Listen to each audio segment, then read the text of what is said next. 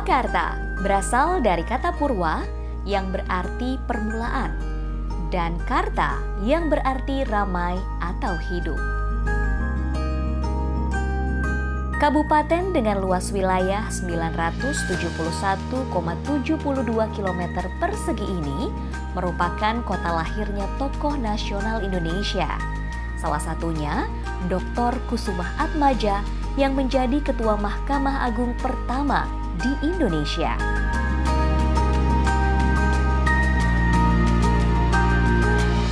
Sebelumnya, kabupaten ini dikenal dengan kota pensiun.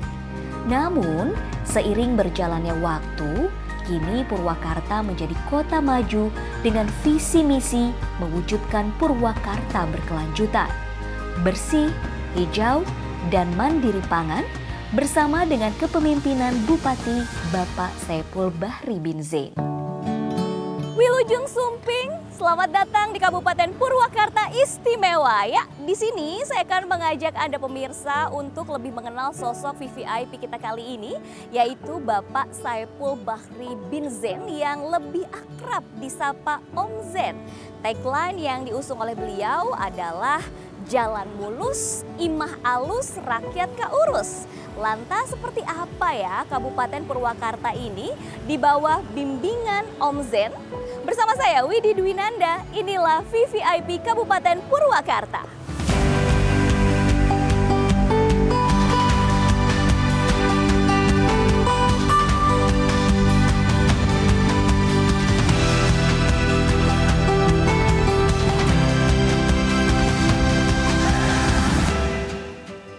Assalamualaikum Om Zen. Wih. Kumaha damang? Alhamdulillah saya kumaha teteh. Wah, gimana? Om Zen, saya Ya. teh sengaja datang ke sini Ya. mau ikut langsung. Apa? Gimana program yang memang sedang diusung oleh Om Zen, salah satunya Ya. kan ngosrek ya. Ya, Ngosrek ngosrek, itu yang bener. saya tahu Om Zen artinya dari bahasa Sunda nyikat begitu. Ya, bener. Nah, kalau program ini sebenarnya apakah memang nyikat aja atau ada makna-makna lain begitu? Ya, yang ngosrek tuh nyikat, tapi yang dimaksud ngosrek di sini itu singkatan. Apa?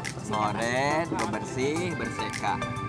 Ngoret. Ngoret. Nah, ngoret tuh. Ini lagi Mereka ngoret pada ceritanya, baik. Terus bebersih. Aha. Bebersih, ngoret depan rumah, halaman rumah, pinggir jalan, drainase, ya kan? Berseka. Ngoret, bersih, berseka. Berseka itu bahasa Sundanya apa ya? Melete gitu lah. Berseka lah gitu. Berseka. Ini sejak kapan dilakukan program ini? Ya sejak Om Zen dilantik. Terus apakah rutin dilakukan? Rutin. Berapa kali dalam seminggu? Rutin seminggu 2 kali. Selasa sama hari Jumat. Hari ini kan Selasa. Aha. Nah Selasa nanti ketemu lagi Jumat. Lalu wilayah-wilayah yang dilakukan program ini secara bergantian, gimana nih mekanismenya Om Zen? Semua nggak bergantian. Masing-masing desa. Serempak begitu ya? Masing-masing desa setiap hari Selasa dan Jumat itu dia punya target. Targetnya misalnya hari Selasa ini dusun ini, RT ini, RW ini atau wilayah-wilayah kumuh di desanya itu menjadi target. Nah, sampai bersih, nanti diulang lagi, minggu depannya diulang lagi. minggu depannya Jadi lagi. secara berkala. Secara begitu ya? berkala. Jadi kan itu saya lakukan, kita programkan di sini untuk membentuk karakter masyarakat yang dia terbiasa untuk bebersih. Terbiasa dia kalau misalnya tempatnya caludi itu dia terbiasa ingin membersihkan, itu yang saya itu kan apa yang saya ingin tanamkan. Karena apa? Karena sampah terus sekitar kita itu kan bekas kita. Nah kalau kita buang sampah sembarangan, terus kalau jukut liar itu dibiarkan saja, rumput liar, itu artinya kita menjadi manusia yang tidak bertanggung jawab. Lah kalau kita menjadi manusia yang tidak bertanggung jawab, jangankan ngurusin yang besar, ngurusin yang kecil aja kita nggak bisa. Begitu. Untuk wilayah yang sudah Om Zen tinjau secara langsung, mana aja? Berkeliling tentunya ya, setiap wilayah minggunya ya? kota, terus wilayah Babakan Cikao, terus wilayah Campaka, wilayah Cibatu, wilayah Jatiluhur, kecamatan kecamatan. Ini sekarang wilayah kecamatan Wanayasa nih. Wanayasa, desa Iya, Wanasari ya? Wanasari. Baik. Nah ini kan kalau dibiarin aja nih teh, ini lama-lama kan kemudian itu Numpuk. lumpur. Dan rumput. Akhirnya tidak lancar. Begitu tidak lancar, ini datarannya kan tinggi, lihat tuh belasan gunung. Tapi ada penyumbatan begitu karena ya? pada penyumbatan tidak menutup kemungkinan kemudian ini banjir. Kan gitu. Iya kan? Lalu bagaimana dengan respon masyarakat, antusiasnya seperti apa, Om Zen? Ya antusias masyarakat, Teteh lihat aja. Orang segitu banyaknya. Kepala desa lengkap semua, camat lengkap Semuanya semua. terjun turun langsung. Terus para OPD, pada ikut. Planning kedepannya seperti apa, Om Zen? Target dari Ngosrek ini apakah ada skala yang lebih besar begitu? Sebenarnya target Ngosrek ini, kita ingin bahwa kita ini tidak boros.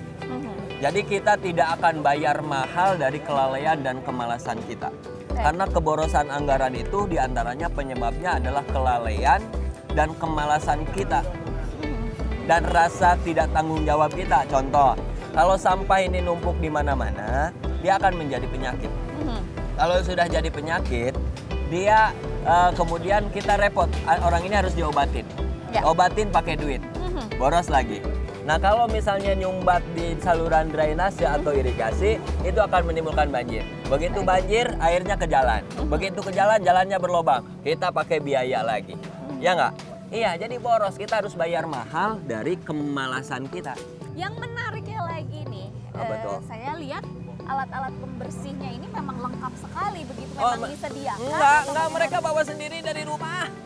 Bawa, kita nggak nyiapin cangkul, nggak nyiapin apa. Pokoknya besok bebersih daerah Wanasari, jadwalnya mereka pada bawa sendiri, sapu sendiri, segala macam. Jadi tidak disediakan ya, memang sudah ayo dong bergerak sama-sama dong. Berarti yang memang yang harus digalakan adalah kesadaran dari diri sendiri. Kesadaran dulu, dari gitu diri ya. sendiri. Jangan cuma asal karena diperintah baru kita turun, nggak bisa iya. itu. Nah sekarang, hoi. Nah, coba ini, mereka bawa sapu sendiri. Bawa sapu sendiri. Berpartisipasi dia juga, bukan hanya masyarakat semuanya. Baik, beralih ke program lain nih. Apa tuh? Ada program yang juga digalakan ya oleh pemerintah Kabupaten Purwakarta, masih berkaitan dengan penanaman mental yang baik begitu, yang memang ada kaitannya dengan kebijakan dari Gubernur KDM, yaitu pembinaan remaja bermasalah begitu ya, dan jangan dilatih dengan keras. Kita lihat bagaimana kenyataannya. Kita kunjungan nih langsung ya. Ayolah kita kasih lihat. Yuk mari.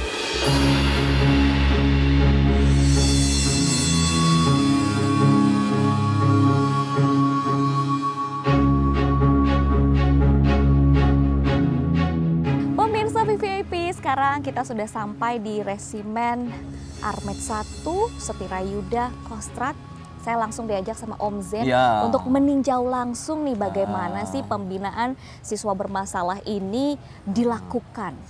Secara atau berbasis militer kan dibayangkan orang-orang bagaimana begitu serem begitu ya, anak-anak itu menyeramkan. Gitu ya. Anak-anak dibawa ke lingkungan militer yang mungkin nggak dikenal gitu oleh masyarakat luas. Makanya sekarang langsung diajak sama Om Zen seperti apa sih sebenarnya mekanisme pembinaan yang ada di sini nih Om Zen. Jadi sebenarnya gini, kita harus luruskan ya. Jadi masyarakat Purwakarta, masyarakat Jawa Barat ini itu sangat familiar dengan TNI. Kenapa saya katakan gitu? Di desa kalau ada perkelahian antar satu anak dengan anak yang lain, selain kepala desa yang dicari Babinsa dan Babin Kamtibnas. TNI toh. Ya. Kalau ada perkelahian antar kampung, antar RT, usia-usia sekolah, baik dia yang sekolah atau yang putus sekolah, itu untuk merelai, mendamaikan, yang kalau dicari selain kepala desa, Babinsa dan Babin Kamtibnas. Artinya sudah sangat familiar, kan gitu, penanganan yang dilakukan oleh TNI dan Polri. Nah ini kan ada keresahan dari orang tua, bahwa dia sudah kebingungan bagaimana cara mendidik anaknya. Ngasih tahu, karena apa? Sekalinya dia ngasih tahu malah bertengkar sama anaknya, karena anaknya tuh melawan, nggak bisa dikasih tahu, nggak bisa dibilangin. Nah masalah orang tua ini resah, bingung harus seperti apa. Pendidikan yang seperti apa yang terjadi? Karena harus dipercayakan pada siapa. Jadi solusinya kayak gimana? Nah Pak Gubernur kasih solusi. Solusinya nih loh, solusinya. Bawa aja, titipin ke barak militer. Latih kedisiplinan, karena titik tekannya itu kedisiplinan. Awas ya, titik tekannya adalah kedisiplinan, meningkatkan kedisiplinan, rasa tanggung jawab, cinta pada sesama. Nah ini penekanannya. Kalau materi pelajaran, dia kan sekolah. Materi pelajaran selama di sekolah dia dapat. Ujian dia dapat. Sekarang ini kelas 3 lagi ujian. Kita lihat. Kita lihat sama-sama nih Iya, pemirsa sama-sama. VIP. Jadi di sini bukan Ujian. berarti Mbak. dirampas hak-hak mendapatkan pelajarannya ya. Nih, di sini harap tenang. Ada ujian. Ada ujian. Artinya anak-anak itu sedang ujian. Kegiatan sekolahnya juga tetap berjalan seperti apa adanya. Berjalan Mbak. Baik. Kan gitu, jadi hak dia dapat gizi yang cukup, dapat hak sebagai seorang anak, dapat hak pelajarannya, pendidikannya dia dapat, hak konselingnya dia dapat, hak kesehatannya dia dapat. Kita standby dokter di sini. Ambulan mini ICU standby 24 jam di sini. Guru BK standby di sini. Nah, gedungnya di sini, baraknya di sini. Nanti kita lihat tempat tidurnya. Kita sambil bisik-bisik ya, karena lagi ujian. Sedang ujian nih pemirsa. Anak-anak di sini. Orang tuanya, Langsung orang tuanya. Baik. gurunya, sekolahnya. Kenapa? Karena ketika ada kenakalan kita identifikasi dulu. Ketika ada orang tua yang menitipkan, kita konfirmasi dulu ke sekolah, ya kan? Konfirmasi bahwa betul nggak sih anak ini memang harus ditangani, harus dititipkan di barak militer, atau masih bisa ditangani oleh sekolah. Ada seleksi khusus mungkin? Ada seleksinya di pengamatan, konseling. Terus misalnya kita lihat sejauh mana masalahnya, apakah ini cukup oleh sekolah atau oleh orang tua, atau memang harus dibawa ke sini. Jadi nggak serta-merta nih ada anak nakal langsung bus aja gitu. Tidak orang seperti tuanya itu ya. titip langsung terima. Kalau masih bisa ditangani oleh orang tua, tangani. Berapa lama programnya? Programnya 6 bulan. 6 bulan. Tapi nanti kita camp 2 minggu dulu. 2 minggu dulu kita lihat perkembangannya. Nanti setelah 2 minggu kita lihat perkembangannya. Setelah selesai nanti ada rekomendasi-rekomendasi dari resimen, dari para pelatih, dari para pembina. Anak ini problemnya A yang harus dilakukan oleh orang tua. Ada programnya ya? A, B, C yang harus dilakukan oleh sekolah A, B, C. Jadi setiap siswa mendapat satu rekomendasi dari para pelatih, dari para pembinanya. Lagi ujian. Nah, ini gurunya. Baik, di sini. Lagi ujian. Ya. Pak, lalu apakah ada langkah selanjutnya ketika mereka sudah lulus pembinaan? Nah, kalau sudah lulus, mereka dikasih buku saku. Jadi duta disiplin? Duta disiplin. Untuk bertanggung jawab terhadap apa yang dilakukannya. Untuk cinta tanah air, untuk bela negara, dan untuk mencintai sesama. Lebih tepatnya lagi itu, duta disiplin. Dapat Iya. duta disiplin.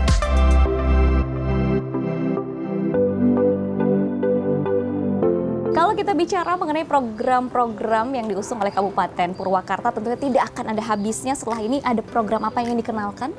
Om Zen? Sebenarnya Purwakarta itu kan kabupatennya tidak terlalu besar, ya kan?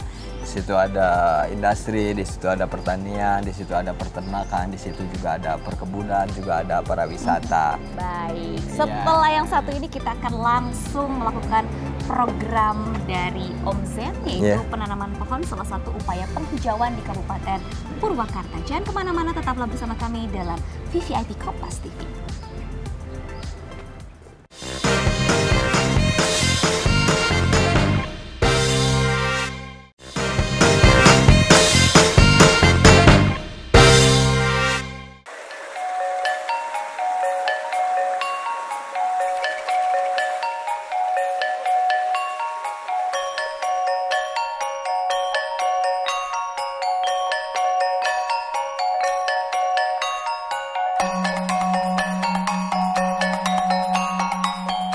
Pemirsa VVIP, seperti janji dari Om Zen kemarin yang akan mengajak saya untuk menanam pohon sebagai salah satu realisasi dari program penghijauan yang ternyata letaknya dekat dengan desa wisata Kampung Tajur Kahuripan. Kayaknya sayang kalau tidak mampir dulu ngobrol-ngobrol tentang desa wisata Sebelum Kampung kita Tajur nanam ini. pohon. Betul sekali, dari tadi udah begini-begini. Memang Dingin. suasananya tuh asri banget, sejuk banget, dan yang menarik bikin adalah mager. desa wisata ini jangan bikin mager dong, harus semangat. Iya, tapi Gerak kan terus. cuaca kayak gitu kan, aduh ngayod-yod. Oke, kita bahas dulu tentang Desa Wisata Kampung Tajur Kahuripan Iya. ini, Om Zen. Siap.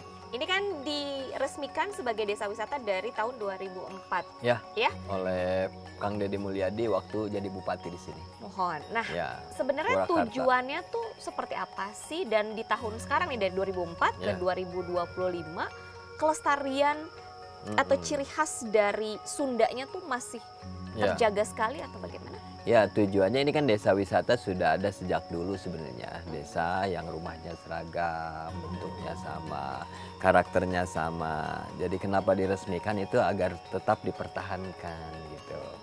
Jadi dipertahankan, jangan pernah ada yang berubah di sini. Dan ini kan kalau dipertahankan itu akan memiliki daya tarik tersendiri kan gitu. Orang nanti akan berkunjung. Kan sekarang tuh orang jadi sesuatu yang menjadi sesuatu yang aneh gitu. Yang original itu, yang asli itu malah menjadi sesuatu yang aneh, yang banyak dilihat orang, yang dikunjungi orang. Jadi daya Iya, tarik. dan daya tarik, punya daya tarik tersendiri gitu. Jadi nanti banyak orang yang nginep di sini, banyak orang yang memang berwisata di sini gitu, wisata desa. Yang ini sejak dahulu kan adanya kan gitu. Padahal sebenarnya kan dulu biasa-biasa aja. Memang suasana pedesaan itu seperti ini. Tapi ketika misalnya kulturnya dipertahankan, bentuk rumahnya dipertahankan menjadi sesuatu yang sangat menarik. Gitu. Ya. Dipertahankan memang agar tidak tergerus oleh zaman. Zaman. Begitu ya. Lalu Ya. ada berapa unit rumah sih di sini, Om Zen? Di sini tuh ada 45 rumah. Semuanya yang bentuknya sama ya. Sama persis. Sama dari dulu. Ya kalau luasannya beda. Mhm. Bentuknya sama dari dulu. Ada 45. Konsep desa wisata ini menawarkan paket wisata seperti apa? Sebenarnya bukan paket wisata dan kita tidak menawarkan apapun, tapi kita hanya memperlihatkan yang kemudian orang tertarik datang. Ketika datang, nah cuaca dingin kayak gini kan enaknya tadi tuh. Mager, tiduran, akhirnya kan pada nginep. Ya. Nah ketika nginep kan di sini nggak ada hotel, Mhm. iya kan? Jadi Karena namanya homestay desa, lah jadi ibaratnya. homestay. Mhm. Jadi rumah-rumah yang 45 tadi, nah itu jadi homestay. Ya, ada penghuninya ada. Mereka semacam ibu asuh ya. Nanti istilahnya kalau di sini jadi kamar depan yang bisa dipakai, kamar tengah bisa dipakai kan gitu. Jadi mereka nginep biasanya satu rumah itu 6 orang, satu regu nginep gitu ya. Terus pagi-pagi sarapan dimasakin sama pemilik rumahnya. Asli masakannya masakan desa. Terus pagi nih ya pemilik rumahnya mau ke sawah ngikut, ya kan, mau ke kebun ngikut, mau ke empang balong ikut. Nah itulah di situ daya tarik wisatanya. Jadi Gitu. sebenarnya bukan paket wisata yang diada-adain begitu ya, Enggak. Om Zen ya. Kita mah nggak pernah ngada-ngada, apa adanya Jadi aja. para pengunjung itu justru diajak untuk bisa menjadi warga desa ibaratnya ya. Iya. Jadi ada pengalaman tersendiri Iya. begitu sebagai warga desa sini. Termasuk yang kita duduk ini rumah dinas kepala desa loh. Ini rumah dinas yang kita dudukin, rumah dinas aja bentuknya kayak gini. Sama persis. Sama dijaga banget. persis. Jadi rumah penduduk, rumah dinas sama bentuknya seperti itu, bisa ucang-uncang angge. Nah, Istilah zaman sekarang tuh slow living. nah namanya. bener. Jadi nggak usah jauh-jauh kalau mau healing, slow living aja. Di Kesini. desa wisata, Wisata Kampung Tajur, Tajur Kahuripan. Kahuripan. Hmm. Untuk kisaran harganya berapa sih? Satu rumah atau per kepala atau bagaimana? Isi sebenarnya harganya harga damai, bahasa lembur mah. Ada yang 300.000 Itu mah semalam. harga saudara kayaknya ya. Ada 300.000, ada yang 350.000. bisa Satu rumah loh. bagi-bagi gitu. Satu rumah 300.000, ada yang 350.000. Bayangin 6 orang 300.000 sapu puting. Ya, Pasti bikin betah. ya itu harganya murah, orang bisa nginep semalaman, bisa tidur tibra, bisa marudah. Kalau Jadi bahasa kegiatannya Sundanya. itu macam-macam tergantung ibu asuhnya Ibu ya. Om? asuhnya. Jadi kalau dia memetik apa cengkeh, Ikut. itu belum apa itu daun-daun ya cengkeh dia ikut. Lalu bercocok tanam ikut Ikut. juga. Jadi ada pengalaman untuk merasakan menjadi ibu asuhnya. Iya, Jadi beda-beda sebenarnya, Iya. tergantung ibu asuhnya. Iya. Oke. Nah, pasti mendengar cerita dari Om Zen banyak banget pemirsa Kompas TV nih. Iya. Jadi pengen datang ke sini. Silakan. Gimana caranya? Kalau untuk nginep di sini harus hubungin siapa atau tinggal datang aja udah sini gitu. Datang aja. Sok datang aja ke sini ke bagian homestay, ngikut di homestay. Enggak ya bawa tenda aja persiapan. Datang aja pokoknya ya. Kebun masih banyak kalau mau tenda. Iya kalau mau ke sini mah. Gitu. Oke, bicara mengenai masyarakat Kabupaten Purwakarta juga saya dengar punya di bidang pertaniannya ini juga meningkat begitu ya. Iya. Menjadi potensi juga bagi Bener. masyarakat Kabupaten Purwakarta. Naon dak, naon? Naon? Pada ngiringan? Seneng kan tuh lihat kayak gitu. Berinteraksinya tidak Iya, ada batas, iya. tidak ada jarak. Kayak Tidak kita ada kembali lagi ke masyarakat Kabupaten Purwakarta Iya. yang memang juga unggul di bidang pertanian. Betul. Ada program-program mungkin yang terkait yang untuk meningkatkan produktivitas dari bidang pertanian dari masyarakat Kabupaten Purwakarta. Ya, seperti Purwakarta itu kan pertaniannya sekitar 17.000. Nah, kalau yang di Desa Pasanggerahan ini 17.000 hektar ya. Desa Pasanggerahan ini sekitar 200 hektar lebih lah. 200 hektar lebih sedikit. Nah, termasuk yang di sekitar area kawasan desa wisata Kampung Tajur Kahuripan. Nah, ya tentunya untuk meningkatkan produk si pertanian itu terus ya dari sisi teknologi pertanian. Tapi untuk teknologi pertanian memang karena di sini lahannya juga kan terasiring. Jadi di sini masih menggunakan kerbau, ngawuluku istilah nama. Kan gitu. Karena kan pakai kerbau kalau masih di sini. Tapi itu tidak mengurangi produktivitas pertanian di kita. Tidak mengurangi. Jadi tetap kalau itu mah kita dari sisi aspek suplai pupuk dan lain sebagainya kita penuhi. Dan hasilnya juga sama, kan gitu. Terus hasil padinya juga dibelinya sama, kan gitu. Tapi kalau kita mau lihat cara-cara kita secara tradisional ada di sini. Ada di sini lengkap pokoknya. Semuanya dilestarikan ya. Dilestarikan, nanti bisa lihat itu mulai dari nyieun pawinihan kata bahasa Sundanya. Habis pawinihan terus kita nampingan. Apa itu galeng ya? Terus tandur. Udah tandur kita ngoyos. Ngerti nggak ngoyos? Ngoyos itu? Ya ngoyos, ngambil itu apa ya? Rumput pokoknya nama ya. Ya itulah pokoknya. Ya sampai kita panen ya, sampai ngarit istilahnya tuh. Terus sampai ngagebot, iya dari awal. Iya. Secara tradisional memang ada di sini. Dilestarikan di sini dan ya. Tapi anak sekolah banyak sini. Dari mana-mana yang datang ke sini. Ke sini. Jadi memang kan gini, bagi anak-anak yang di desa ini pohon padi itu kan biasa. Lihat pohon mangga biasa. Tapi kan orang kota makan nasi belum tentu tahu pohon padi. Betul. Makan rambutan belum tahu pohon rambutan. Makan manggis belum tentu tahu pohon manggis. Nah, mereka itu kadang-kadang pada kesini rombongan dari itunya apa? Biar mendapatkan pengalaman bagaimana makan dari hasil yang kita petik sendiri, kita panen sendiri. Luar biasa. Iya. Kalau kita bicara mengenai desa wisata ini kan berarti ada warisan yang dilestarikan. Dan ternyata bukan hanya kebudayaan saja yang dilestarikan, tetapi juga alamnya harus dilestarikan. Salah satunya dengan penghijauan yang Om Zen ajak. Berarti kan pohonnya harus terjaga. Betul, warisan itu bukan hanya dalam materi ya Om Zen ya. Kita juga mendapatkan warisan hutan yang lestari, itu juga dari para pendahulu kita. Jadi kita harus punya tanggung jawab untuk menanam pohon. Anak cucu kita. Jika kita nebang jangan lupa menanam. Baik, kalau begitu kita banyak bibit loh. Bibit bibitnya dari Dinas Pertanian, dari KCD Kehutanan Jawa Barat. Iya, banyak itu. Kita langsung ke lokasinya? Ayo, baik. Jangan kemana-mana, tetaplah bersama kami dalam VVIP Kompas TV.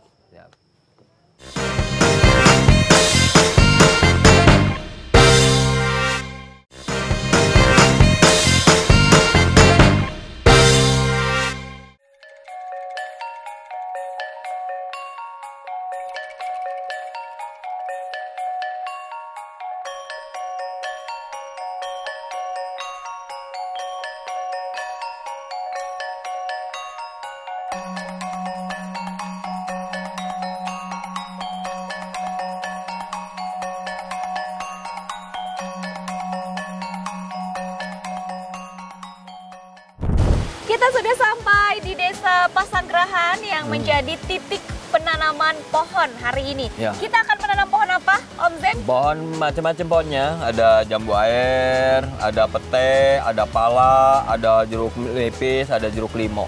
Baik. Lengkap. Lengkap pokoknya. Untuk program penghijauan ini tentunya untuk memperluas kawasan hijau. Program-program apa sih yang sedang berjalan? Ini berarti rutin dilakukan ya, Rutin. Om Zen? Rutin. Kita udah 10 titik lah. 10 titik? 10 titik, 10 wilayah kita udah tanemin. Termasuk Leuweung Tiis. Leuweung Tiis itu ada 11 hektar. Nah, itu di situ dia ada sumber air. Sumber airnya itu suplai ke PDAM. Nah, supaya sumber airnya itu stabil, maka pohonnya itu harus stabil. Hutannya harus stabil. Hutannya harus tetap hijau. Kemarin kita tanemin juga. Nah, kita sekarang ini tanemin Leuweung Cikahuripan. Ini sudah berapa lama berjalan program ini? Ya, kalau saya kan jadi bupatinya baru kemarin, 2 bulan. Ya, 2 bulan saya nanam terus. Tapi 2 bulan sudah 10 titik ya? 10 titik. 10 Kenapa? titik. Karena hutan itu harus terjaga. Dia paru-paru kan. Ya kan, leuweung nggak boleh rusak. Kalau leuweung rusak, hidup kita balansak. Leuweung hejo, rakyat pasti ngejo. Gitu. Jadi sudah tersebar di 10 titik di mana saja? Ya, sudah mulai bagian Purwakarta Utara, Purwakarta Timur, bahkan kita di lokasi-lokasi pesantren kita tanemin. Nah, ke depan nih orang ulang tahun aja kadonya harus pohon, tanam. Nggak usah dikasihin, pokoknya cukup yuk tanam di mana aja, di tanah siapa aja. Nah, itu sudah merupakan kado yang terindah buat ulang tahun siapapun. Saya dengar ada juga program di mana satu orang menanam satu pohon, bahkan untuk pengangkatan apapun begitu ya, jabatan. Iya, sekarang pohon. Kepala desa nih baru terpilih kemarin nih, yang PAW, syaratnya pohon, bawa pohon. Bawa pohon, nanamnya di mana? Bebas, yang penting di bumi. Kalau di langit kan dia susah. Kalau di angkasa mah. Untuk sosialisasinya seperti apa, terutama untuk mengajak generasi muda gitu loh, Om Zen? Ya, kita sampaikan tentunya kepada seluruh OPD, terus kepala desa ini kan ada abdesi ada. Jadi dia ngumumkan ke pengurus-pengurus kepala desa sekabupaten Purwakarta, udahlah mulai nanam lagi. Kalau kita nebang 10, nanamnya 100. Kalau kita nebang 1, nanamnya 10. Gitu. Karena apa? Yang kita tebang saat ini bukan hasil tanam kita, nenek moyang kita dulu. Tapi pendahulu kita. Iya, kita belum pernah nebang hasil tanam kita. Makanya kita nanam. Untuk tantangannya seperti apa? Nggak ada tantangan, asal mau nanam aja. Yang penting kemauannya. Kemauan. Ajakannya juga sudah sangat terbuka ya, bahkan untuk generasi muda. Yang tantangan kita itu cuma satu, kemalasan dan kesadaran. Dia nggak sadar bahwa pohon nggak ada kita, dia tetap akan tumbuh. Tapi kita nggak ada pohon, kita tidak akan pernah hidup. Nggak pernah. Iya. Iya. Ini sudah ramai juga nih. Harapan ke depannya? Harapan ke depannya seluruh masyarakat ya, utamanya Om Jen sebagai bupati. Jangan, kalau kita nebang jangan lupa menanam. Itu aja. Dan jangan cuma berhenti sebatas program aja. Iya, begitu ya. Iya. Ini kan nggak, program juga ini nggak ada anggarannya, Mbak. Kita mah bibit minta sana sini. Kita mah jadi nggak, misalnya kita mau nanam pohon di Pemda dianggarin nggak. Pokoknya kita tanam, bibit minta kemana aja. Saat ini aja kita minta bibit tuh KCD Jawa Barat. Ingin minta. Pokoknya nu apa sah di Penta ku aing bibit mah. Pokoknya ditanamkeun we. Tanamkeun, pelakeun. Geus dipelak make dinikmati ku saku anak incu. Nanti, Mbak, jalan-jalan itu di Purwakarta, kemarin sudah mulai saya tanam. Dari perbatasan Cianjur sampai Purwakarta, kanan kirinya itu saya tanamin pohon yang berbuah. Biar suatu saat itu kita kalau lewat kanan, lewat lihat buah rambutan, lewat lihat manggis, mangga aromanis. Jadi panen buah bebas, rakyat ngambilin. Jangan sampai anak kita makan mangga, makan rambutan tapi tidak tahu pohon rambutannya. Jadi itu bebas, kita suatu saat itu akan panen buah yang berlimpah karena kanan kiri pohon jalan kita ditanamin buah-buahan. Nanti Mbak ya, berarti itu 5 tahun lagi, 7 tahun lagi tuh baru berbuah. Mbak sini 7 tahun lagi. Harus dinamain atau ya Pak ya? Ini mau nama siapa gitu? Mau dinamain. Nanti saya kasih selipin satu nama Mbak Widi. Nah, ya Kompas TV. Kita mau nanam apa hari ini? Hari ini aku itu jambu. Jambu? Ini jambu semuanya air. teh terlibat untuk nanam jambu? Enggak, kan ada jambu air, ada jeruk nipis, ada pete, ada jeruk limau, ada pala. Berarti semua macam itu ditanam hari ini. Ditanam Ditanam hari ini. Ya udah kita siap untuk menanam. Tanam ini, aku nanam ya. Enggak. Saya siapkan ininya, Pak. Mbaknya awas dulu. Iya, siap. Nah.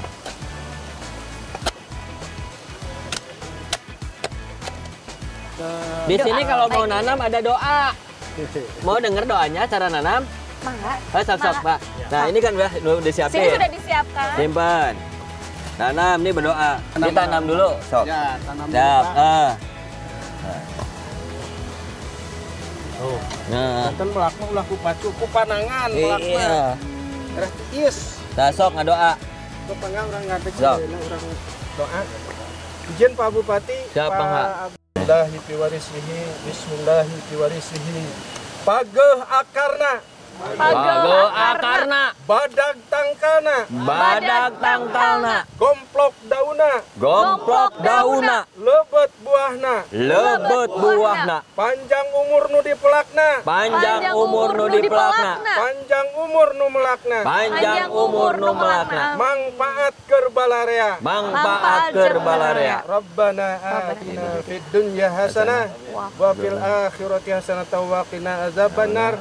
Subhanaka rabbika rabbil izzati amma yasifun wa salamun alal mursalin walhamdulillahi rabbil alamin. Amin. Baik, pemirsa VVIP, setelah kita menanam, Om Zen mau ngajak saya untuk tentunya mengeksplor kekhasan dari Kabupaten Purwakarta. Lapar. Betul sekali. Kita ke Sate Marangi. Kita ke Sate Marangi yang merupakan makanan khas dari Kabupaten Purwakarta. Ada Sate Marangi keren, namanya Sate Marangi Pareyang. Tidak sabar, makanya jangan kemana-mana bersama kami VVIP Kompas TV Kabupaten Purwakarta.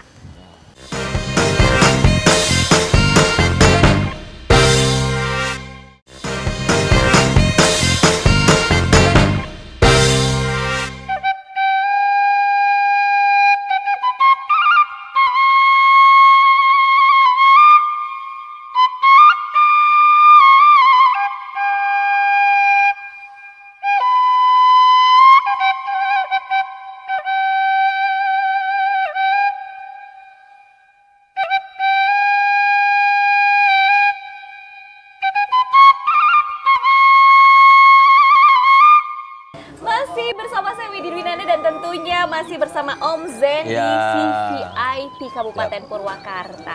Bicara mengenai Purwakarta, pasti ada makanan khasnya dan sekarang saya berada di rumah makan Sate Pareyang favoritnya Om Zen. Betul? Favorit Om Zen, favorit Gubernur, Kang Deddy Mulyadi, favoritnya di sini. Salah satu pionir juga di sini. Iya. Dulu masih kecil, jalannya jelek, terus dibukain aksesnya sama Kang Deddy Mulyadi waktu beliau jadi Bupati Purwakarta. Sekarang udah besar.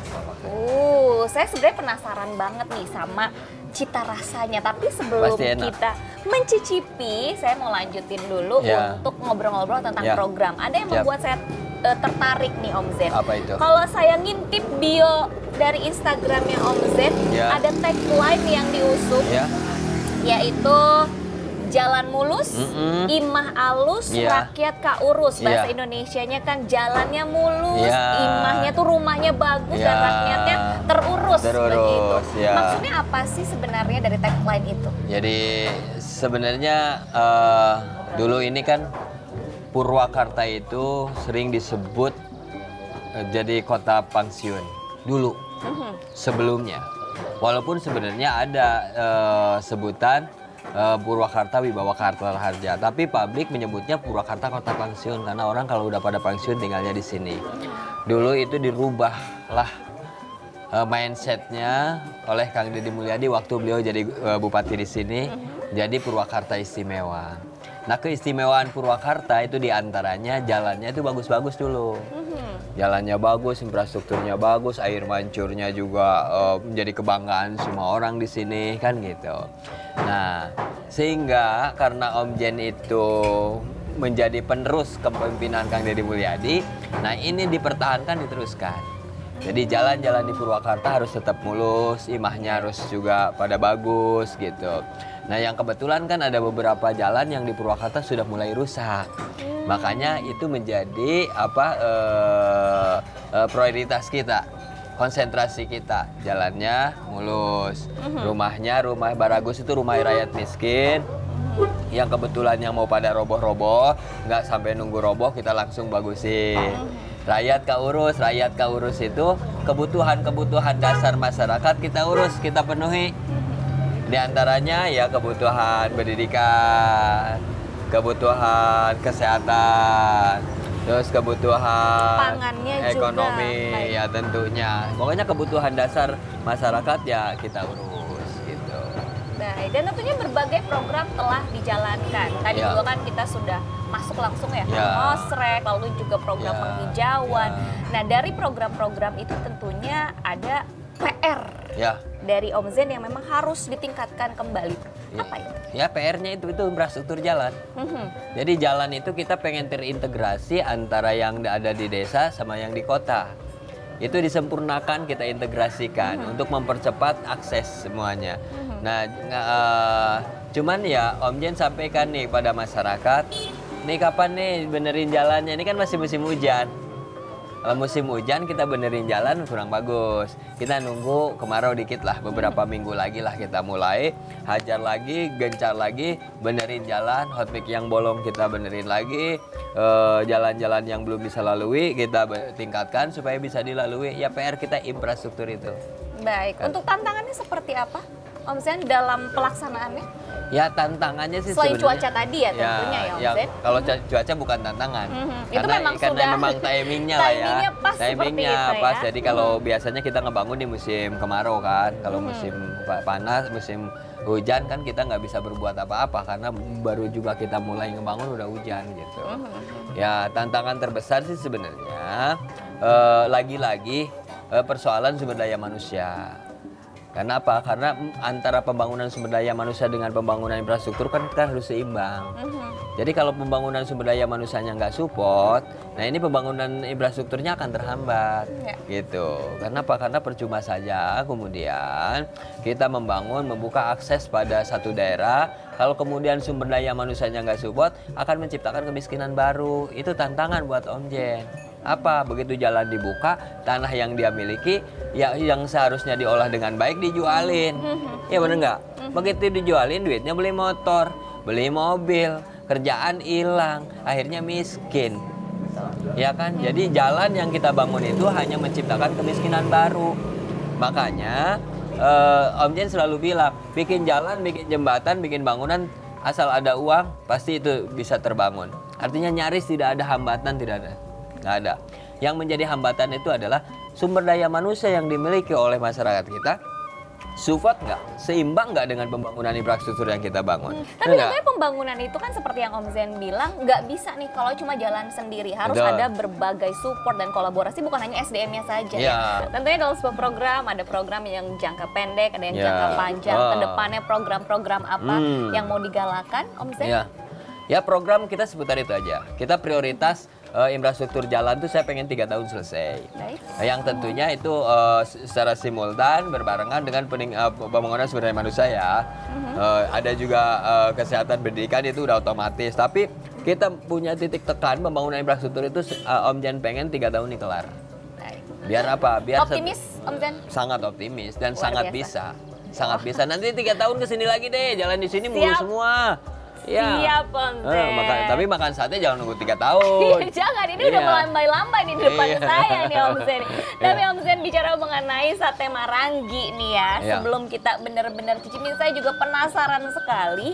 Kenapa sih Kabupaten Purwakarta ini bisa dibilang orang kenalnya dengan Kampung Marangi? Sejarahnya seperti apa? Ya sebenarnya dulu Marangi itu kan kambing muda sebenarnya. Istilahnya dulu itu kalau nggak salah ya, kambing muda kalau nggak salah. Tapi ada sate sapi, jadi akhirnya tetap disebut Marangi. Sate kambing tetap disebut Marangi.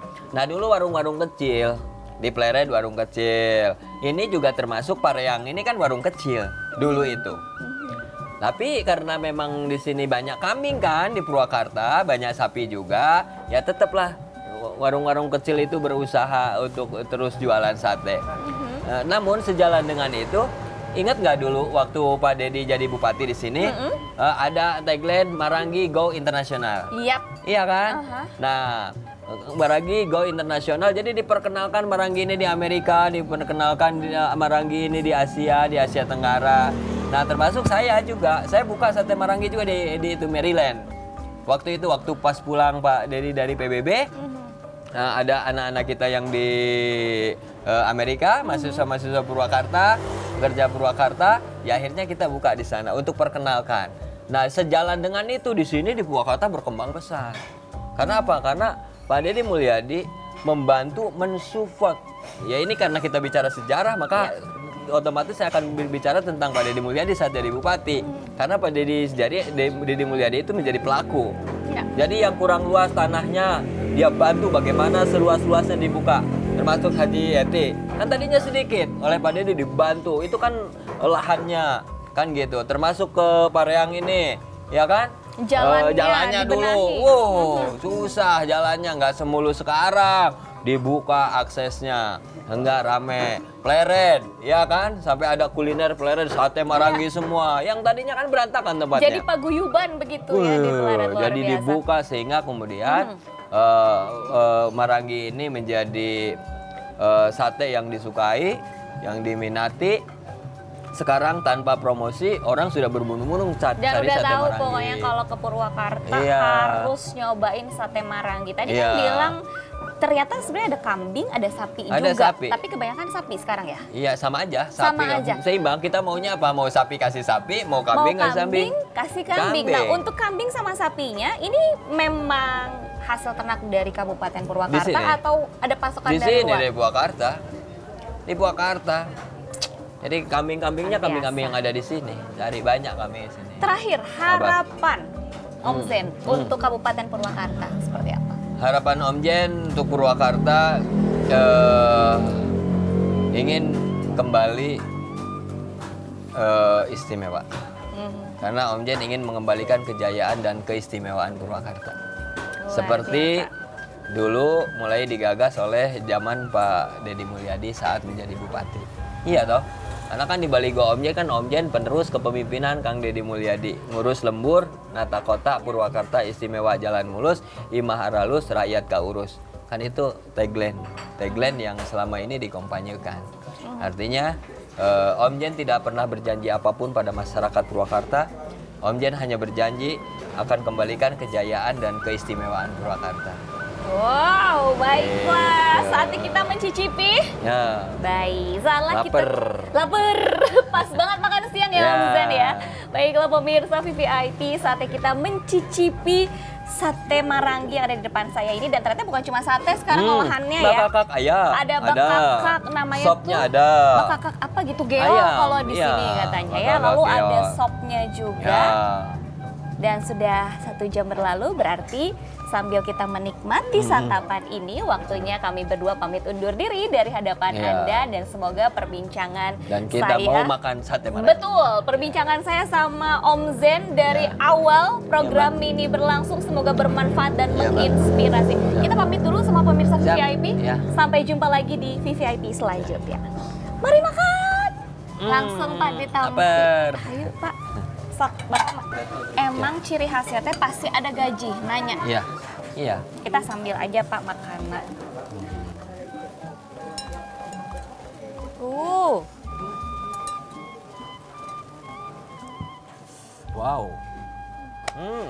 Bumbunya.